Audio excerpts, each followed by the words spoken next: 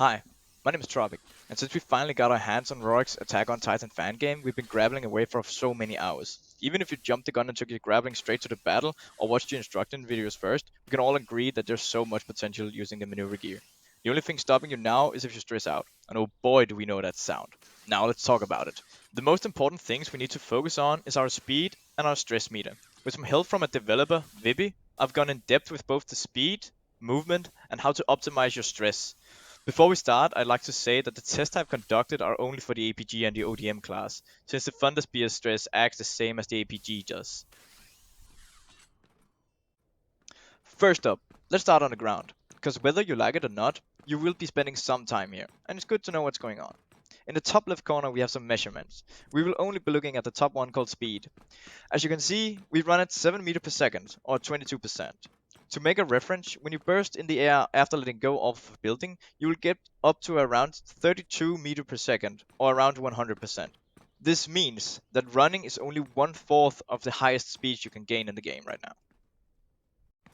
Not only that, but if you're doing 180-degree movement, you will also lose speed when you turn, which will only make you an easier target. So if you are ever to find on the ground running, don't do 180 turns and run more in circles, since this doesn't lower your speed. Or you can roll. Rolling is by far the best mobility when on the ground. When pressing Q, you will be sent flying at a whopping 24 meters per second, or 74%, which decreases during the roll. This is to be seen as the best way to dodge players if you're on the ground with stressed gear. Now to the real stuff. Using cables. These babies are your bread and butter to get around the maps. You can either use the cables alone or together. After testing, I can conclude that there's no speed difference in using one or both cables, so use whatever you want and whatever suits you. It really all comes down to the class you're playing and how you want to use them. Using cables efficiently will put you at a speed of around 20 meters per second or 55%. Now for the burst. You can burst during air or cable time, and this is a huge boost, and the speed gain depends on the direction you're bursting. Bursting is the key factor that will get you to high speeds and what we will use to get over 30 meters per second. To properly use cables during combat, the burst mechanic can make or break a duel. This mechanic is what creates the gap between good players and high level players. The skill ceiling for the usage of burst is only to be stopped by the stress you're putting on your gear. You can either hold the burst to gain more distance or quickly let go and burst again to do minor dashes to strafe and weave in combat. Dashing puts your gear on lesser stress, so you can dash more than if you were to hold your bursts. There are currently 6 types of bursts and dashes and one unofficial burst. You can either burst forwards, upwards, downwards, left, right, or do a reverse burst. Each type of burst serves a different purpose and it's up to you how to use them. The last burst is purely for the ODM gear, and it is more of a high risk burst since it puts your gear under a lot of stress. The last burst is the burst you use to attack, but be wary of using this, since the logic behind gear stress when attacking is a bit obnoxious. Attacking will put your gear up to around 60% stress, but attacking at 50% stress will not stress the gear out. After conducting some tests, I can say that attacking will only stress your gear out if you are already at around 75% stress or higher than that. Now for the technique.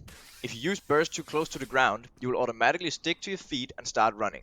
This is inevitable in some very specific places. We want to be on the ground as little as possible, and this is where the attack burst will help us. If you ready your weapons just before hitting the ground, you begin to slide instead of running. When sliding, you can attack up into the air and maximize your mobility.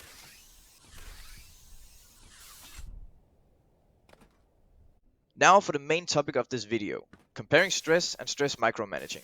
As an ODM user, you have plenty of stress to use for dashes and bursts. The only real thing you should consider is when to take the shot to attack, since this is by far the most gear stressing action.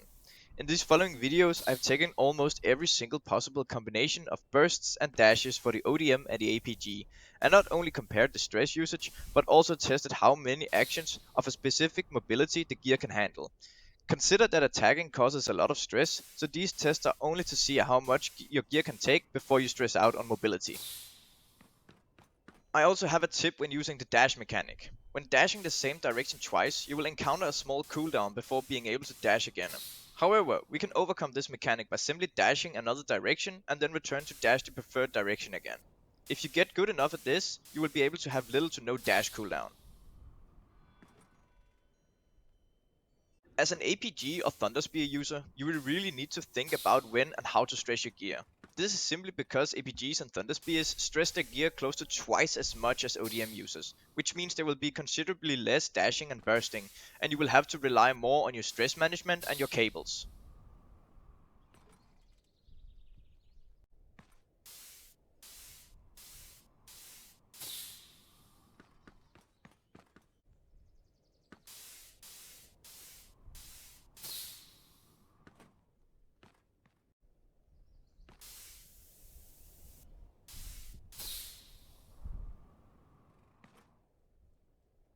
For the conclusion, you're the only person to decide whenever and however you will stress your gear. In the past couple of days since the release, I've seen so many different ways to play and use the gear, and even I get surprised sometimes. There's no wrong or right way to use it, but there will be a definitive gap between good stress managers and poor ones. From the tests, we can conclude that the ODM users will have to be faster and be able to ignore dash cooldowns and try to extend their attacks to gain as much speed and as little downtime as possible. Whereas APGs and Thunderspears will need to keep to the cables, be aware of incoming enemies, and spend their stress to dodge attackers but with some caution. We've been given all the mechanics to counter each other's classes, whether it is to super extend for the ODM or dodge and weave on APGs and Thunderspears. With all that said, thanks for watching and I hope this was useful to you.